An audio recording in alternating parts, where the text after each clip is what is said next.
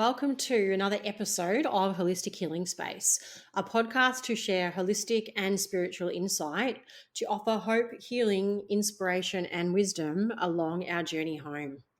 I'm your host, Holly, and today I have my beautiful friend, Paris Henriksen, here for a chat. This girl is on a serious mission to follow her dreams and bring them to life with so much love in her heart. I admire her passion and power so much.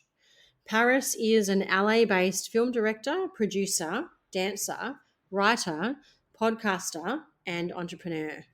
She is also a wellness mentor and personal development coach, and you can learn more about Paris in the podcast bio. In this episode, we discuss merging the spiritual and the physical, the absolute importance of self-love as we grow and transform, exploring and honoring our soul path, and the many different facets and layers of ourselves as human beings. We also go into detail about how to push past fear and turn it all into excitement. We openly discuss our personal healing journeys around mental health and how we overcome tough times. We hope you find our chat inspiring and beneficial in some way. So welcome, Paris. Thank you so much for joining the podcast today.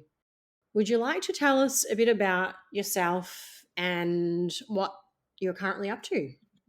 Yeah, of course. Well, first and foremost, thank you so much for having me on the podcast. I'm excited and I feel like I'm kind of returning the favor in a way. For those who don't know, I have a podcast myself, and Holly was on one of our first episodes of season 2. I don't remember the episode off the top of my head, but you can go and check it out. But yeah, what do I do? Wow, that's a heavy loaded question, Holes.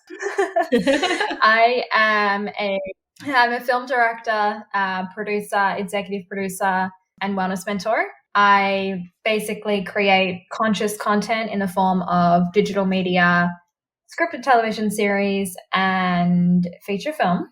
And then on the wellness side, I create courses and healing workshops that help people transform to become the best version of themselves. Love it. You're an absolute powerhouse, basically. I try to be a powerhouse. Some would say it's insane. It's actually funny. I was talking to a friend yesterday and he was helping me mold my niche, I guess you could say. And my response to him was, I have so many things that I do. Why do you want me to mold into one? I love that response because it's true, isn't it? Like we're so multidimensional. There's so many different facets and embracing it and I guess learning how to balance it is key, and I think you've nailed it.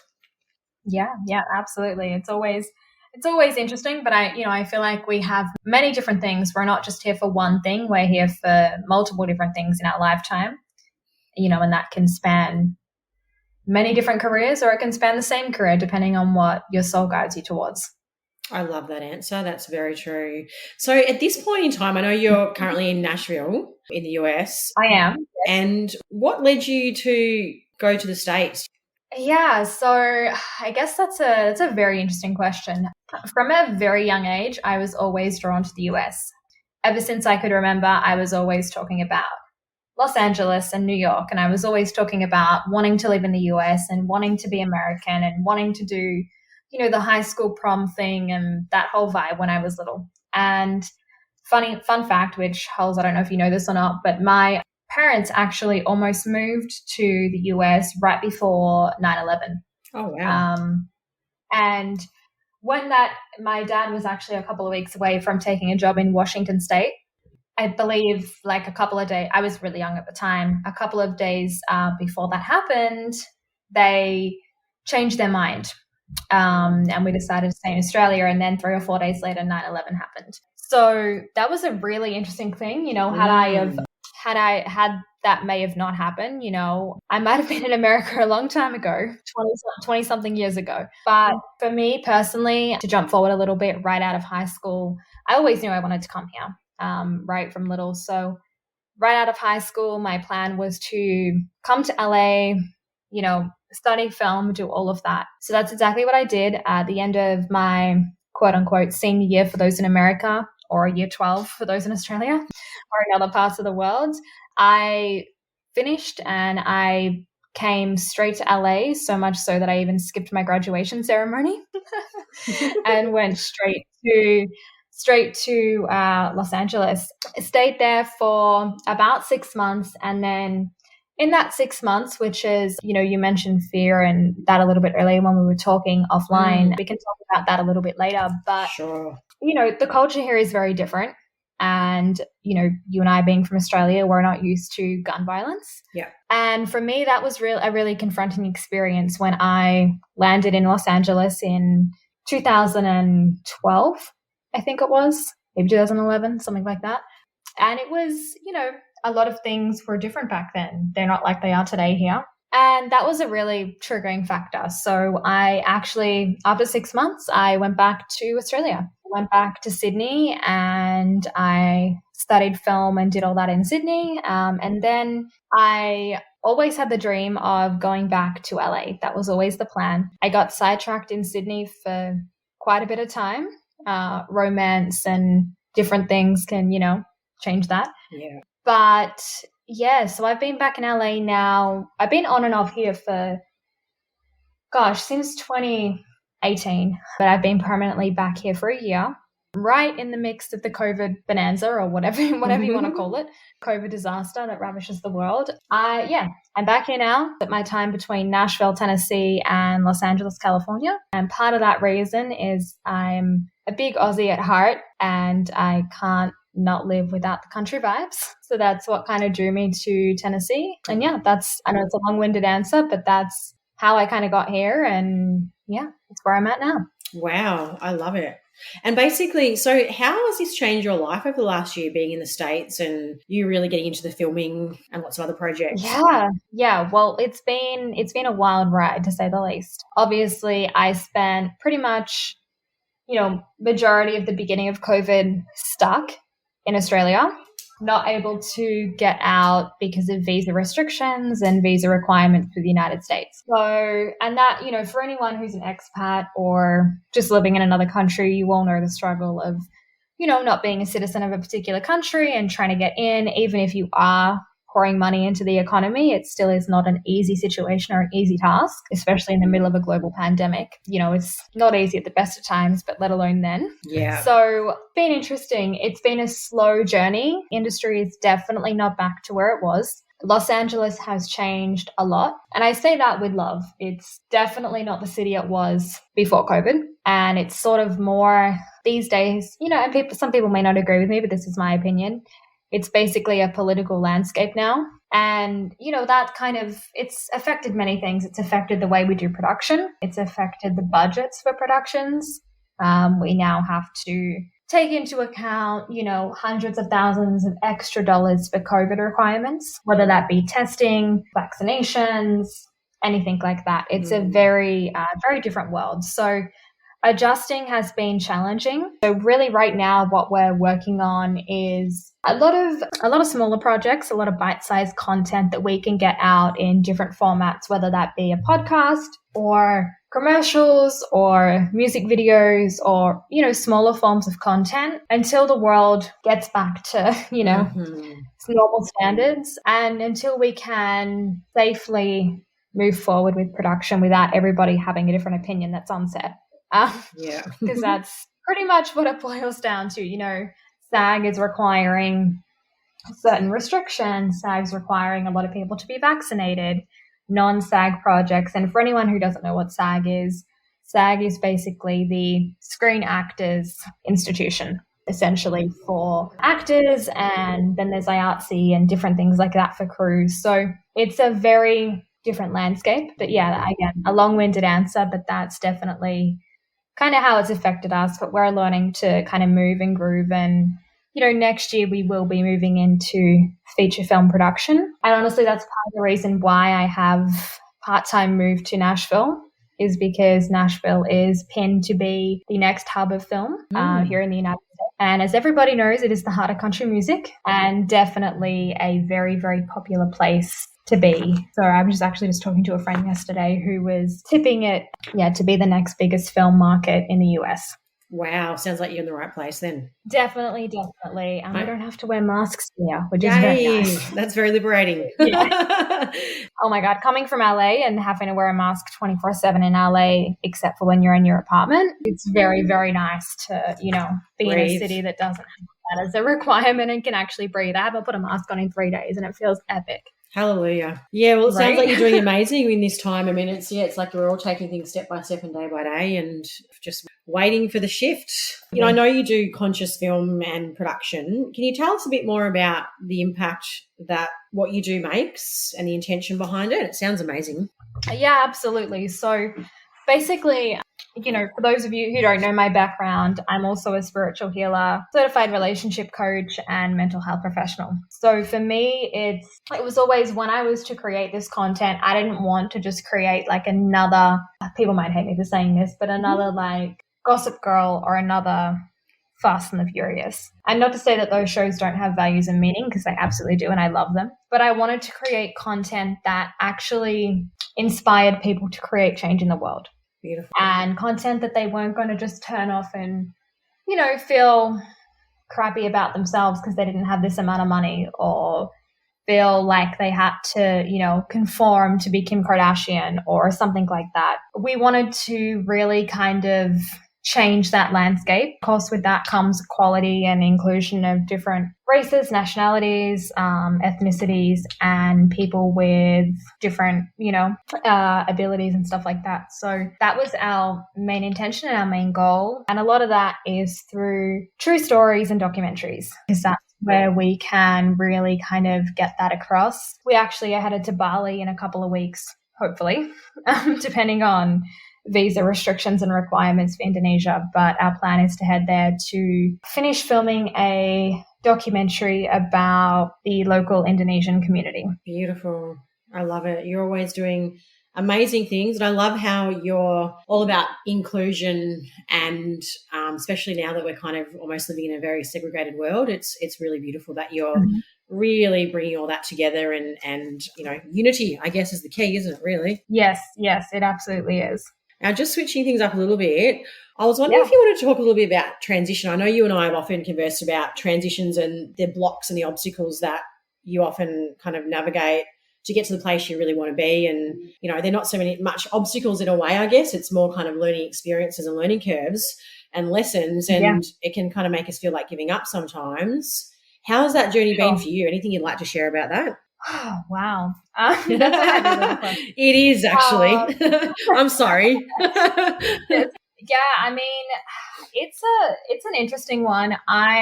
Again, for those of you who don't know me or don't know anything about my story, I had during that time of when I was mentioning before, during that time of coming back to Australia and kind of, before I came back to the US, I was in a completely different career path. I was, again, like I said, a mental health professional, personal development coach, and wellness leader. But I was also working in retail, and I was a retail manager. So for me, the transition was always interesting. And I think that, I guess the best thing I can say about that to people is if you have a dream and you have, something that you're striving towards, always push for it no matter what. People are always going to try and knock you down. People are always going to try and make you conform to one thing or another. Totally. So I think the best thing to do is really just follow your heart and your own intuition. And if you're listening to this and you're not familiar on intuition or guidance or anything like that, I would highly encourage you to figure more out about that and take more of your spiritual journey, because if you're completely connected, transformation isn't so scary. That's a really good point. I love that. And you're right. It's really about knowing yourself on a deep level, isn't it? And just believing in yourself and having that connection. I love that answer. No one's going to believe in you more than you believe in yourself. That's so true. Yeah, we really have to listen to ourselves, don't we, and connect. Yeah, and the biggest thing to remember is that nobody is going to understand your vision more than you do. So if you have, like for me, my vision is to create the best movies in the world. But I know what that vision looks like. Yeah. But you don't know what that looks like for me. Yeah. Or the people listening. So I think it's always, you have to believe in yourself first, because, even your parents or your friends or your family or your boyfriend, girlfriend, whatever, they're not even going to believe in it as much as you do. That's very true. They might support you. You have to believe in yourself 100% and always support yourself and be your biggest cheerleader, because no one else is going to do it more than you. That's great advice. That's really great advice. And with your background with coaching and mentoring, what is your perspective on healing? Another broad question for you. Honestly, I think it really depends on sort of the stage you're at and what it is that you're doing. I always think that if something doesn't work out or something doesn't go the way you planned, or, take this for, a really simple thing like a bad breakup, right?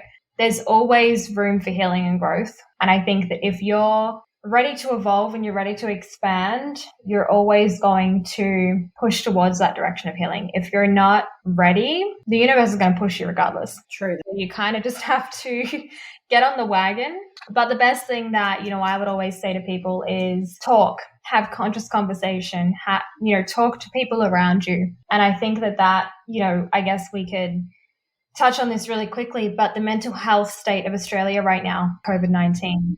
And I think that something that, I've been watching the rates and the statistics and everything like that. And it's really just about talking to people, literally just having conversation is the best form of healing. Very much agree with you. Listening is so powerful, isn't it? And, there's so many people that feel like, and I'm not like, you don't even have to talk to somebody that you know. You can talk to a stranger on the street. I mean, it might feel weird at the beginning, but if you're talking about a particular subject, they can also often give you, a different perspective because they don't know you, or they don't know your life story, or they don't know anything about you. You always learn something new from people, don't you? And we're all one and the same at the end of the day. We're all one and the same. Yeah, we're all just these spiritual beings trying to figure out how to live a human existence. That's so true too. I'm happy to return to alien life if someone wants to come get me. I'll come with you. That's perfect.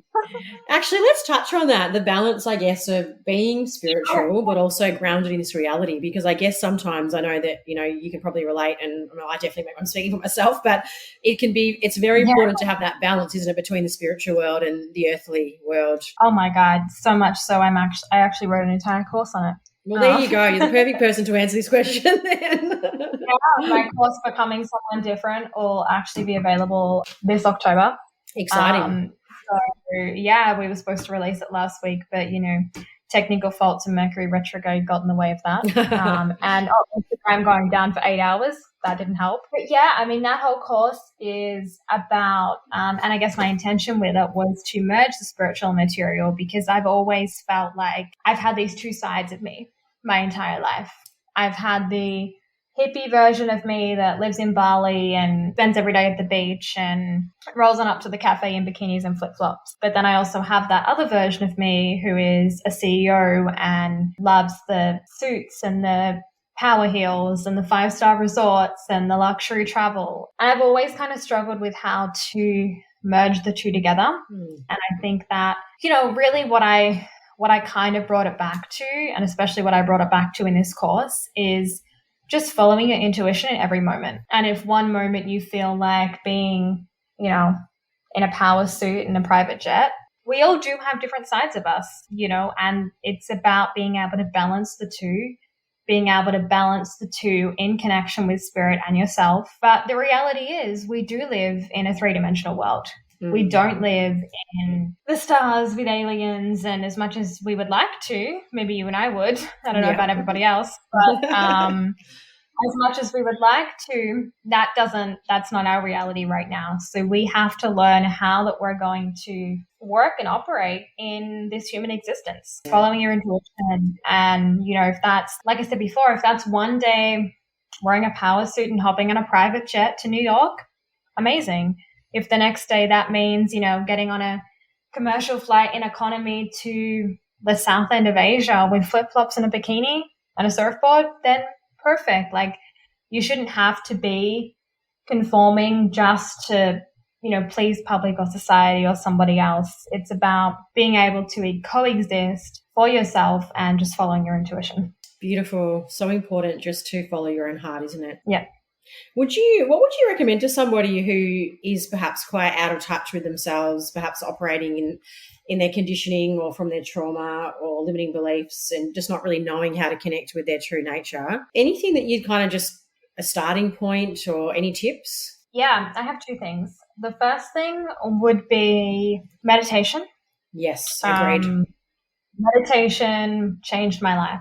And I know that's so cliche. Every spiritual healer says meditation changed their But life. it's true. Blah, blah. It's true. We wouldn't be continuing to do it if it didn't. Exactly. Meditation, and I often say, and I say this in my course, I have a whole section on this actually, that meditation can look however it looks for you. Yes. It doesn't have to be crossing your legs in prayer position or having your hands however they are, or with a monk in the forest. It doesn't have to be like that. Mm-mm. It can be listening to your favorite song, walking along the beach, just really in touch with yourself and connecting with yourself. So what I recommend for someone who hasn't ever meditated before, that they do try the traditional way so that they can figure out what does and doesn't work for them. But you don't have to stick to that. That's just a great way to first learn the modalities and the techniques on how to do it properly. And then you can kind of do it however you want. That's exactly what I did when I first learned meditation. I, of course, did it the traditional way. But, 12 years later, I'm definitely not doing it that way. Sometimes it's on a plane. Sometimes it's going through airport security when, you're like, shit, I don't want to get pulled over by TSA. So, you're just trying to be as calm as possible. But it can really look however you want it to look. Totally. And the second thing I would say is definitely impact travel. Impact travel and giving back. That's going to bring you down to reality if you haven't had that kind of experience before. And when I say impact travel, I don't mean 5-star resorts and luxury adventures. I mean, connecting with locals, sometimes living with no water and electricity in the middle of a mountain, and giving back to them in whatever form that trip is about. But definitely, impact travel and giving back. That's beautiful. I guess a big part of life is almost humbling ourselves too, isn't it? And absolutely. Let's discuss, if you're open to it, discuss the importance of self-love. It's another topic I guess you and I have talked about. And I know personally for me, it's a big part of my purpose here to help people. I think, it's, if we don't listen to that, like you mentioned, our intuition, our internal guidance system, and we just follow what we've been taught, we don't understand the importance, and we don't understand the importance of the inner work so we can actually elevate ourselves and make some amazing changes. I know you're big on self-love and you understand the importance. So what would you like to say about that? Wow. Self-love's a big one. Yeah. All the big ones. As per usual. Oh, yeah. And a lot of people get self-love and self-care confused. So that first off, let's start there. Self-care is going to the spa, getting your hair done, getting a massage. Self-love is meditation, journaling, affirmations, deep trauma work, and anything else that comes along in that bracket. So if you can't already see the difference, then maybe you need to do a little bit of deeper work. Yeah. But that is definitely the difference between the two. Two very different things. Can they coexist together? Absolutely, all the time. But just, doing forms of self-care doesn't mean that you have self-love and love for yourself. So you definitely need to, merge the two and figure out how to do the two. Self-love is so powerful for so many reasons. If you don't have self-love, you're not going to be able to achieve and follow your purpose.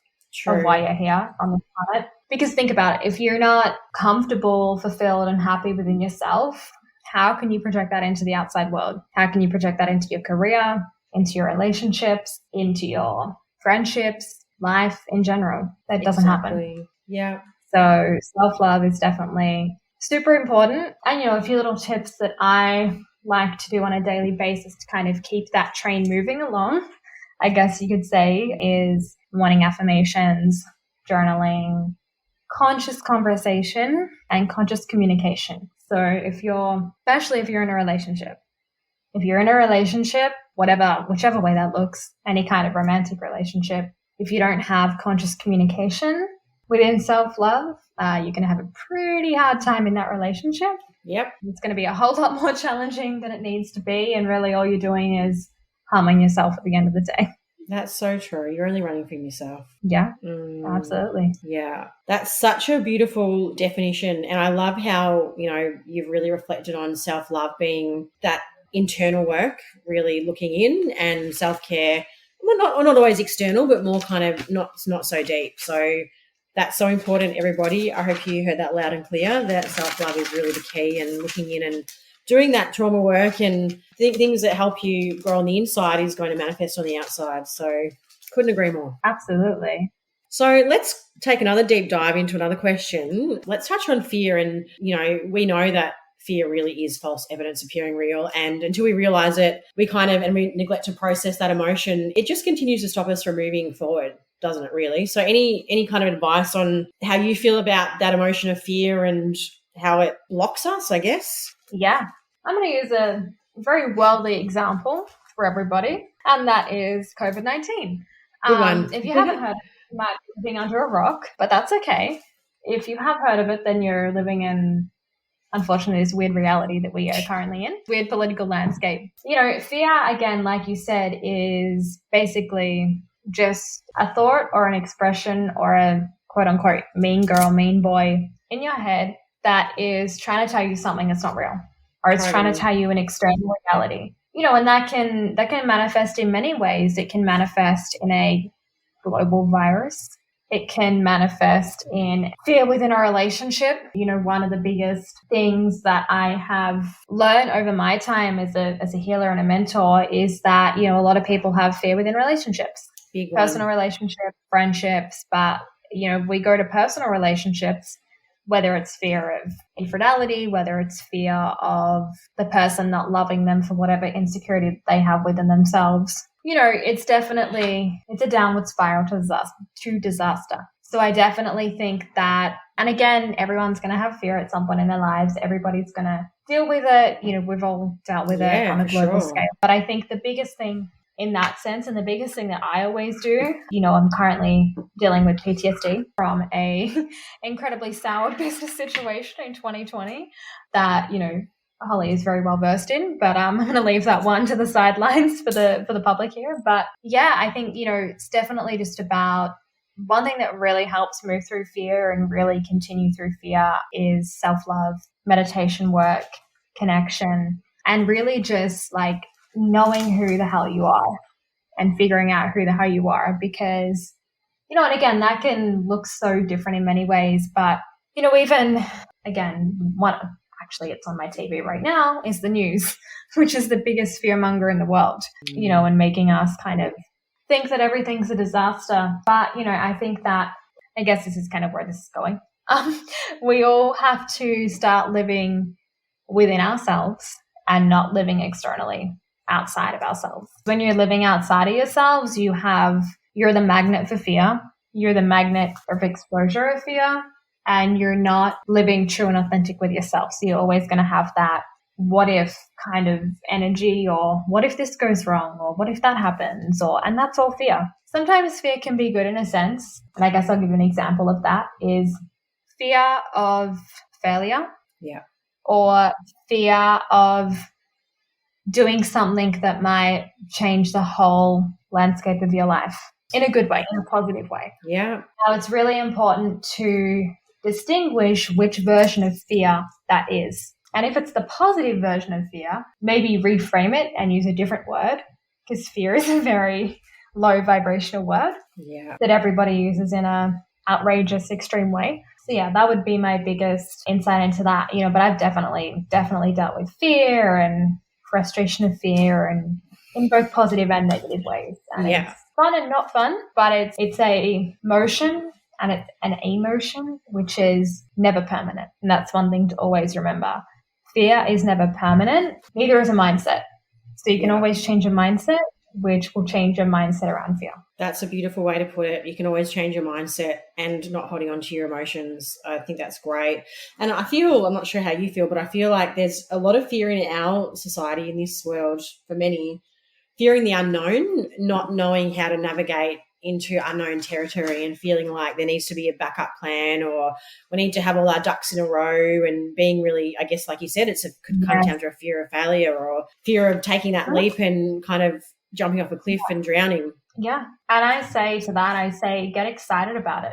Love it. Get excited about what could be on the other side. Get excited about the good version of fear. Get excited about it. If the world falls apart tomorrow, excuse my language, but who fucking cares? Yeah. You're going to go to some place with everybody else, on another planet or another galaxy and do something different.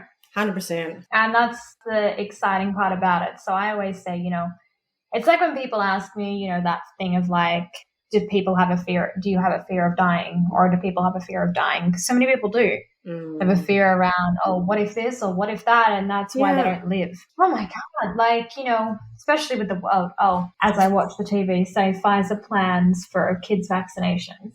Lovely. Fear that we have to vaccinate everybody. Yeah. So that we can live in a COVID-free world. Well, hello, we've been living with diseases for hundreds of millions of years. So true. What's new? like nothing's new here. It's the same damn thing that's conformed and deformed and whatever into a different type of virus with a different name. Yeah. Just like we have different football names, just like we have different galaxy names, like whatever it is, things change, grow, and conform and transform. So it's a whole thing that we're not going to go down, but fear is definitely rampant right now. Yeah. Rampant right now in this world, and that's why I'm in Nashville, Tennessee, because they don't give two shits here. Yeah. Sounds like you're in a great place. They're living their life, and that's really the biggest thing I can say. Live your life, yeah. The universe has a plan for you to die from COVID, then that's your way to go out. Cool. Have fun with it. If the universe has a plan for you to stay on for the next 600 years, then awesome. Cool. Perfect. Like, don't have any fear around it. Live, and truly that saying of like, live each day like it's your last, because you don't ever know what's going to happen. Live each day like it's your last. It's very true. We get so kind of fixated on the future and things, and I guess also just we're so conditioned into so much fear, and once we realize it was part of our conditioning, and if we perhaps shut down the media, maybe we'd start to actually see the truth, and we'd move past the illusions, and also the illusion of our own emotions. So absolutely let it go. You gotta let it go. You gotta move on from it. But not the good stuff. Embrace the good version of fear. True. So if anyone who's new to their healing journey, who's just getting started, anything you'd like to say to them, any specific recommendations or guidance or wisdom for someone who's just starting to understand the importance of internal work? Yeah, 3 things. Be patient with yourself, because it is not an overnight thing. No. It is definitely not. I'm 13 years into this journey, and I know you're many years into this journey as well, and we're still not fully healed, quote unquote, or whatever. No. I think people think that, we become these mystical healers and overnight we're healed and we can have the magic formula. That's not what happens. But yeah, definitely just don't think it's an overnight thing. Have patience with yourself. Be willing to learn different techniques, learn what will resonate with you and what won't. Research healers and transformational coaches and mentors that resonate with you.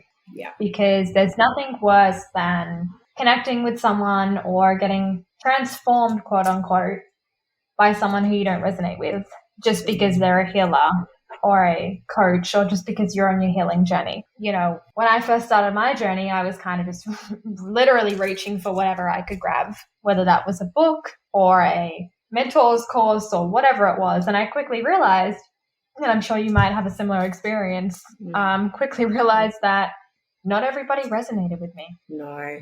Not because they were talking jargon, but just because, they might have been learning it in a different way, or maybe a tiny less spiritual way than what I was wanting to learn it as, or, whatever the case may be. The next thing I would say, and this is a very controversial way of saying it, but I don't care. Spirituality is not religion. No.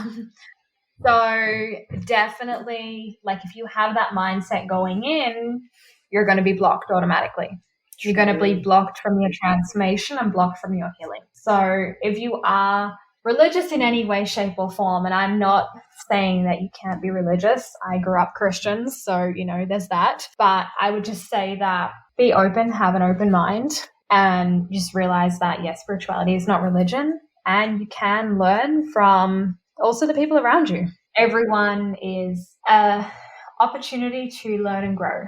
Every experience is an opportunity to learn and grow. You might learn something from your mom, your dad, your grandpa, your partner that you expected to learn in a transformational session with your coach. That would be, again, I can keep going on and on and on for years about what I would recommend and what my tips would be, but that would be really the best place and what I would recommend for people that are just starting out. And of course, on top of that, meditation, self-help books, everything like that. 2 books I can recommend that really changed my life and kind of got me on that journey was Mastering Your Mean Girl by my good friend Melissa Ambrosini and You Can Heal Your Life by Louise Hay. So there was 2 books, and then, I've probably read 300 plus since then.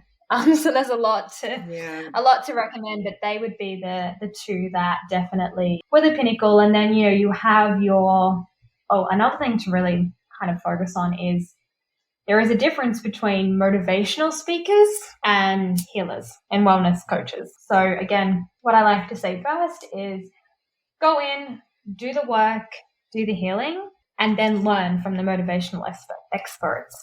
So what I like to say is kind of like, maybe go in with the mindset of like, learning from Louise Hay or someone like Melissa or someone like you and then go and research every piece of information on Grant Cardone or Tony Robbins or, those kind of guys that are going to astronomically transform your 3D life in the physical, in whether it be business or mindset or morning routine or whatever.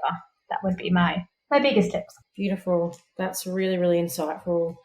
And I like how you talked about finding who resonates with you, because I don't know about your experience, but I feel like if you're open and you're open to new possibilities, then the answers are everywhere. The universe is kind of constantly trying to help you grow and expand and evolve. And it's just also about being open, isn't it, to new possibilities and new paths and directions. And as we both have backgrounds in mental health, I'm interested to hear what you think, but I feel that the mainstream system can often label people and ridicule people and put them on medication and put them in a box and make them feel like that's the end, when really that's their limiting belief and their mindset, and it could be completely off and the person needs to go down a different path to heal.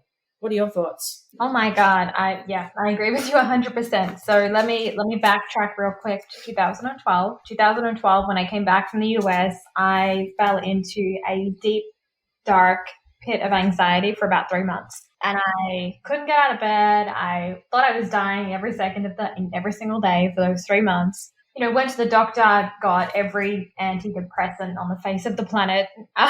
None of it worked. None of it resonated with me. And the only thing that was able to get me out of that was Melissa's book, Mastering Your Mean Girl. Interesting. Because it was all thoughts. It was all mindset. It had nothing to do with a physical illness. That wasn't what it was. It was a mindset that I had developed, or a fear mindset, PTSD mindset, whatever you want to call it, that I had developed because of an experience. It wasn't that I was physically sick and they were trying to prescribe me with all these things like I was physically sick. So that, that's kind of, a place where I was at. So, I would say, definitely find what resonates with you and don't always take everything. Yeah, I completely agree. And it's like almost you've got to be careful who puts words in your mouth and who infiltrates your beliefs and your thoughts about who you are. And the fact that you found that book and it resonated speaks so much truth. Yeah. And I guess I had a similar situation many times, but I remember in 2017, I went into a deep spiral of shame. And as we both know, shame is a pretty low vibe emotion. And that was because of a relationship breakdown. And I thought I'd done something wrong. And I didn't handle it the best. And I do have, regrets about that, but I also have to have compassion and forgiveness for myself. I was doing the best I could at the time. But when I look back on it, when I reflect on it, I was actually breaking down some conditioning, some beliefs. And I realized that person, as lovely as they are, they're just not for me. And I was breaking down a pattern which spiraled me into shame because I thought I'd done something wrong, but really I was breaking through conditioning. It's just so important, isn't it, that we all just are open-minded enough and believe in ourselves enough to actually choose ourselves and find a path that actually resonates. Oh my God, 100%, 100%. And, I second that and third that. I did the same thing. I went through, bouts of shame with relationship breakups and all the things. And, the biggest thing that I realized years ago now is that some people come into your life for a season or a day Totally. or a lifetime. Totally. And that, the biggest thing that I always take away from it is, if the universe wants something to end, it will let it end. Yeah. And it will do it in however which way it can in order to make it happen. But yeah, shame and guilt and any of that stuff, it's a challenging thing, but it's definitely, it's so many different layers. But I think that, the way that we handle it is definitely the most important. Definitely. And I don't know about you, but I feel that a lot of these emotions come down to, I guess, programming, conditioning too. We're almost programmed to feel these emotions and feel bad about what we've done. And you have done something wrong, and not understanding that there's lessons in every situation. Like you said, people come in and out of our lives for different lessons and different reasons. And when we're able to detach and let go and keep moving forward and just keep learning and growing, it kind of becomes less painful, doesn't it, really? Absolutely, absolutely. And we've been conditioned in this society that, take divorce as an example. We've been conditioned that that's such a bad thing, that you can't get divorced, that you must stay married to that person that you might have married freaking 60 years ago, for all we know, 60, 30, 20 years ago, even 2 years ago. And you're not the same person from one day to the next. So how can you, and again, I'm not saying that 60-year marriages don't work out, because I know a lot that do, but, or 30-year ones. But, we've been conditioned to think that things like that, or, we've been conditioned on the other hand to stay in the same career path for 40 years, because when you're 45, you can't change careers because, it's frowned upon, or whatever the case may be. And, at the end of the day, that's just a programming and a different, societal structure. It's a whole thing. And I feel like we could sit here and talk about it for hours. We could do a mega podcast. Yeah. But you're right. It's like many of us, we've been conditioned to stay in our comfort zone. It's like, no, you're not happy in your marriage, sort it out. Seek counselling, just sort it out. Yes, that's very possible in many cases, but not in all, is it? And jobs and whatever, just stay there. You're comfortable, just stay where you are. Don't step outside of the box because it's scary out there. Is it really scary out there? Yeah, no. Or is it exciting? Is it growth and expansion and evolution and endless possibilities? And the thing I'll say about that too is it's only the energy that you put out. So if you put out that it's going to be scary, that's what's going to happen. 100%. If you put out that it's going to be happy, then that's what's going to happen. That's so true. You manifest whatever energy you put out there. So I think that, again, like we just said, like if you think that your relationship is doomed for divorce, then that's what's going to happen. Yeah. Be careful what you wish for and what you think, eh? Exactly. Yeah. Exactly. I think that's a really important thing for people to really understand, that the energy of the frequency that we carry is really creating that reality. And it's okay if we don't realize it and shit hits the fan, but once we do realize that we can actually learn from it and change it. And I know I've definitely been there numerous times. I'm like, wow, what have I manifested? How did I manifest that shit? That's not what I wanted. But understanding that it's like, okay, there's an internal block there that I wasn't aware of. I wasn't conscious of some pattern. And now that I am, I choose a new direction, and I'm safe and protected, and the new direction will be great. It's okay. Exactly. Couldn't agree more. So I guess this kind of rolls into this question. Well, maybe it doesn't. Whatever. Did your life turn out the way you thought it would? Oh, shit. Yes and no. I always knew that I was going to end up here. Was it the exact path that I had in mind? Not really. But you know what? All in all, I'm alive, I'm safe, and I'm well, and I'm doing what I love. So I couldn't have, you can't ever plan anything. It just works out the way it's supposed to. And I feel like I'm right where I'm meant to be. Beautiful. I love that. We are where we're meant to be, aren't we? Even if sometimes we don't feel it. But I guess when you're doing the inner work, if you're not doing the inner work, sometimes you can kind of get stuck and go, oh yeah, I'm where I'm meant to be. But there's a difference in there when you do the inner work and you're like, am I really meant to be here, or is there a block that I need to actually lift so I can actually move forward? So Anyway, before we finish off, any last words or final messages of inspiration you would like to impart? Wow. Honestly, I always say this, and I say this kind of at the end of my every episode, is just follow your dreams. Go for whatever it is that you want to do. If you want to have the white picket fence life in Minnesota, cool, go for it. If you want to, be an NBA player, go for it too. Yeah, really just live the life how you want, and not the life that others want for you, or the way that you think it should be from a societal standpoint. Perfect. Couldn't agree more.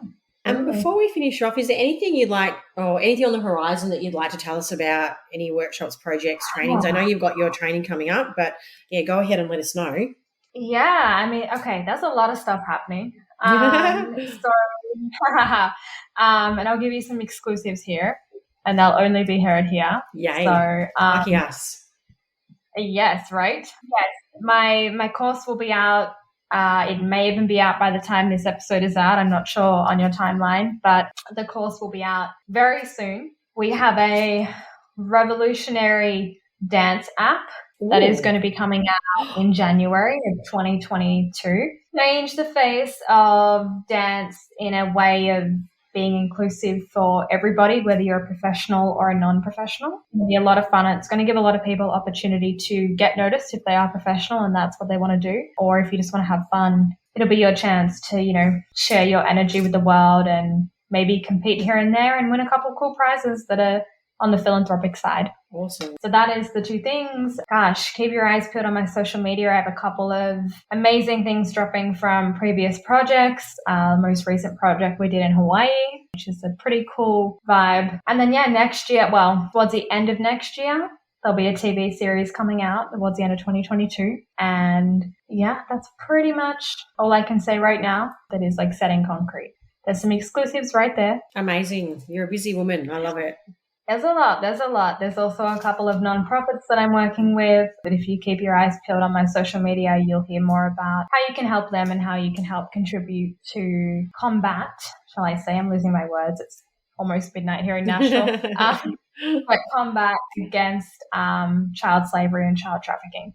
So it's definitely, I'm actually headed to Ohio tomorrow to a good friend of mine's organization, The Switch, to try and create a global campaign to combat against that. So keep your eyes peeled because that'll be something that I'll be sharing soon. And then obviously, like I mentioned earlier in this episode, our adventures to Indonesia, you'll be able to follow along behind the scenes on social. Amazing. And we'll put all your details in this podcast. So anyone who wants to reach out to Paris or find out more, we'll pop all your links there. Yeah, my course will be available just through my website, which is just parishenriksen.com, and you can find pretty much every other update that we're doing on there as well. Great. Well, thank you so much, Paris, for being part of the podcast today. Really appreciate your time, your insight, your energy. Thank you. Of course. It's been an absolute pleasure, and more than happy to join you guys. And like I say, if you want to hear Holly's amazing wisdom, jump on over to our episode that we did at the Haven, and you can kind of hear the